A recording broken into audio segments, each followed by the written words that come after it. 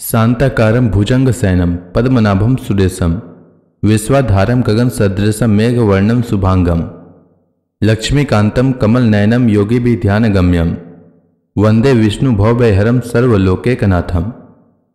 मंगलम भगवान विष्णु मंगलम गरुड़ध्वज मंगलम पुंडरीकाक्ष मंगलाय तनोहरि। ओम नमो भगवते वासुदेवाय।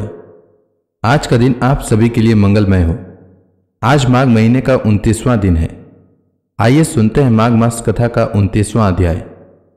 विदुर जी ने मैत्रेय जी से पूछा, ब्राह्मण, प्रजापति दक्ष तो अपनी लड़कियों से बहुत ही स्नेह रखते थे, फिर उन्होंने अपनी कन्या सती का अनादर करके शीलवानों में सबसे श्रेष्ठ श्री महादेव जी से द्वेष क्यों किया? महादेव जी भी चराचर के गुरु, वैर रहित, शांत मूर्ति, आत्माराम और जगत के परम आराध्य देव हैं। उनसे भला कोई क्यों वैर करेगा? भगवान, उन ससुर और दामाद में इतना विद्वेष कैसे हो गया जिसके कारण सती ने अपने दुस्तज्य प्राणों तक की बलि दे दी? यह आप मुझसे कहिए। श्री मैत्रेय जी ने कहा, विदुर जी, पहले एक बार प्रजापतियों के यज्ञ में सब बड़े बड़े ऋषि, देवता, मुनि और अग्नि आदि अपने अपने अनुयायियों के साथ एकत्र हुए थे। उसी समय प्रजापति दक्ष ने भी उस सभा में प्रवेश किया। वे अपने तेज से सूर्य के समान प्रकाशमान थे और उस विशाल सभा भवन का अंधकार दूर किए देते थे। उन्हें आया देख ब्रह्मा जी और महादेव जी के अतिरिक्त अग्नि पर्यंत सभी सभासद उनके तेज से प्रभावित होकर अपने अपने आसनों से उठकर खड़े हो गए। इस प्रकार समस्त सभासदों से भली भांति सम्मान प्राप्त करके तेजस्वी दक्ष जगत पिता ब्रह्मा जी को प्रणाम कर उनकी आज्ञा से अपने आसन पर बैठ गए।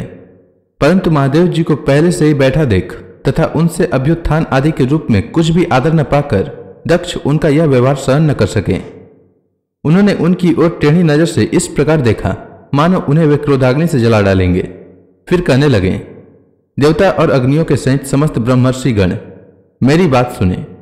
मैं ना समझी या द्वेषवश नहीं कहता, बल्कि शिष्टाचार की बात कहता हूं। यह निर्लज महादेव समस्त लोकपालों की पवित्र कीर्ति को धूल में मिला रहा है। देखिए, इस घमंडी ने सत्पुरुषों के आचरणों को लांछित एवं मटिया मेट कर दिया है। बंदर के से नेत्र वाले इसने सत्पुरुषों के समान मेरी सावित्री सदीखी मृग नैनी पवित्र कन्या का अग्नि और ब्राह्मणों के सामने पानी ग्रहण किया था। इसलिए यह एक प्रकार मेरे पुत्र के समान हो गया है। उचित तो यह था कि यह उठकर मेरा स्वागत करता, मुझे प्रणाम करता, परंतु इसने वाणी से भी मेरा सत्कार नहीं किया।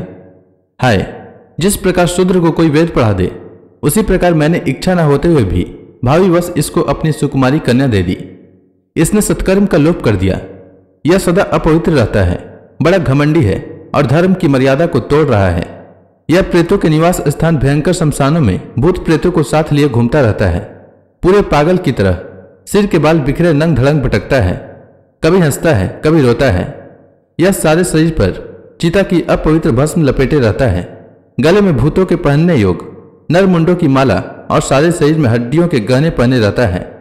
यह बस नाम भर का ही शिव है, वास्तव में है यह पूरा अशिव, अमंगल रूप। जैसे यह स्वयं मतवाला है, वैसे ही इसे मतवाले ही प्यारे लगते हैं। भूत प्रेत प्रमथ आदि नीरज तमोगुणी स्वभाव वाले जीवों का यह नेता है। अरे, मैंने केवल ब्रह्मा जी के बहकावे में आकर ऐसे भूतों के सरदार, आचरणहीन और दुष्ट स्वभाव वाले को अपनी भोली भाली बेटी ब्याह दी। श्री मैत्रेय जी कहते हैं, विदुर जी, दक्ष ने इस प्रकार महादेव जी को बहुत कुछ भला बुरा कहा, तथापि उन्होंने इसका कोई प्रतिकार नहीं किया। वे पूर्ववत निश्चल भाव से बैठे रहे। इससे दक्ष के क्रोध का पारा और भी ऊंचा चढ़ गया और वे जल हाथ में लेकर उन्हें साप देने को तैयार हो गए। दक्ष ने कहा, यह महादेव देवताओं में बड़ा ही अधम है। अब से इसे इंद्र, उपेंद्र आदि देवताओं के साथ यज्ञ का भाग न मिले। उपस्थित मुख्य मुख्य सभासदों ने उन्हें बहुत मना किया, परंतु उन्होंने किसी की न सुनी। महादेव जी को शाप दे ही दिया। फिर वे अत्यंत क्रोधित हो उस सभा से निकलकर अपने घर चले गए। जब से शंकर जी के अनुयायियों में अग्रगण्य नंदीश्वर को मालूम हुआ कि दक्ष ने शाप दिया है, तो वे क्रोध से तमतमा उठे और उन्होंने दक्ष तथा उन ब्राह्मणों को जिन्होंने दक्ष के दुर्वचनों का अनुमोदन किया था, उन्हें बड़ा भयंकर शाप दिया। वे बोले, जो इस मरण धर्म शरीर में ही अभिमान करके किसी से भी द्रोह न करने वाले भगवान शंकर से द्वेष करता है, वह भेद बुद्धि वाला मूर्ख दक्ष तत्व ज्ञान से विमुख ही रहे। यह चतुर्मासी यज्ञ करने वालों को अक्षय पुण्य प्राप्त होता है आदि अर्थवाद रूप वेद वाक्यों से मोहित एवं विवेक भ्रष्ट होकर विषय सुख की इच्छा से कपट धर्म में गृहस्थ आश्रम में ही आसक्त रहकर कर्म कांडों में ही लगा रहता है। इसकी बुद्धि देहादि में आत्मभाव का चिंतन करने वाली है। उसके द्वारा उसने आत्म स्वरूप को भुला दिया है। यह साक्षात पशु के ही समान है। अतः अत्यंत स्त्री लंपट हो और शीघ्र ही इसका मुख बकरे का हो जाए। यह मूर्ख कर्ममयी अविद्या को ही विद्या समझता है। इसलिए यह और जो लोग भगवान शंकर का अपमान करने वाले इस दुष्ट के पीछे पीछे चलने वाले हैं, वे सभी जन्म मरण रूप संसार चक्र में पड़े रहें। वेदवाणी रूप लता फल श्रुति रूप पुष्पों से सुशोभित है। उसके कर्म फल रूप मनमोहक गंध से इसके चित्त शुद्ध हो रहे हैं। इससे इस शंकर द्रोही कर्मों के जाल में ही फंसे रहे। ये ब्राह्मण लोग भक्ष्या भक्ष के विचार को छोड़कर केवल पेट पालने के लिए ही विद्या, तप और व्रत आदि का आश्रय ले तथा धन, शरीर और इंद्रियों के सुख को ही सुख मानकर उन्हीं के गुलाम बनकर दुनिया में भीख मांगते भटका करे। नंदीश्वर के मुख से इस प्रकार ब्राह्मण कुल के लिए शाप सुनकर उसके बदले में भृगु जी ने यह दुस्तर शाप रूप ब्रह्मदंड दिया। जो लोग शिव भक्त हैं तथा जो उन भक्तों के अनुयायी हैं, वे सत शास्त्रों के विरुद्ध आचरण करने वाले और पाखंडी हों।